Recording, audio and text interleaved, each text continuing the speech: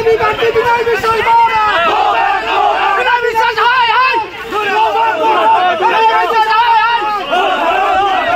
বিনয় বিশ্বাস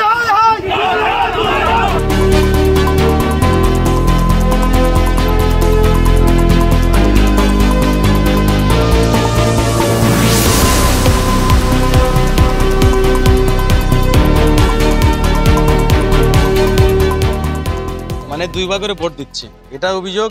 প্লাস আমাদের এখানে যে নির্দলের ক্যান্ডিডেট ছিল ওকে গলা ধাক্কাতে এখান থেকে বের করে দিয়েছে, যেটা শুনলাম। এরা যারা ছিল টোটাল টিএমসির এরা লোক।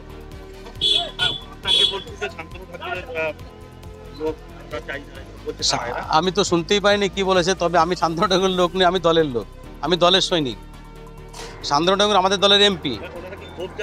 ওনারা ক্ষোভ জানাচ্ছে, ওনারা বলছে আমি এখানে জমায়েত করছি। আমি এখানে কোনো জমায়েতই করিনি। যেহেতু আমি ক্যান্ডিডেট, আমাকে তো জানতে হবে এখানে কেমনভাবে ভোট চলছে কি না চলছে, আমাকে তো দেখতে হবে, ইনকোয়ারি করতে হবে না।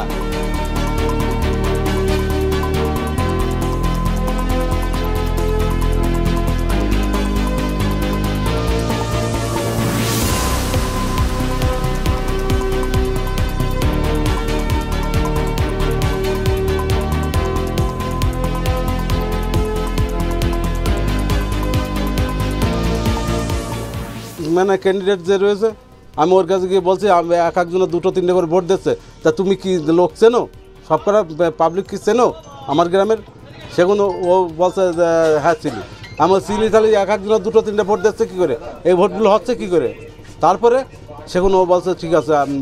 এবার ওর ভিতরে যে বুথি ওরা রয়েছে টুএমসির লোক রয়েছে, টুএমসির তাপস আছে, সুভাষ দাস আছে। প্রথম থেকে ওই বিএসএফটা আমাদের উপরে মারধর করছে। শুধু টিএমসির লোক যেখানে যাচ্ছে সেখানে যে মারধর করছে, ওই বিএসএফ যেখানে যাচ্ছে সেখানে মারধর করছে।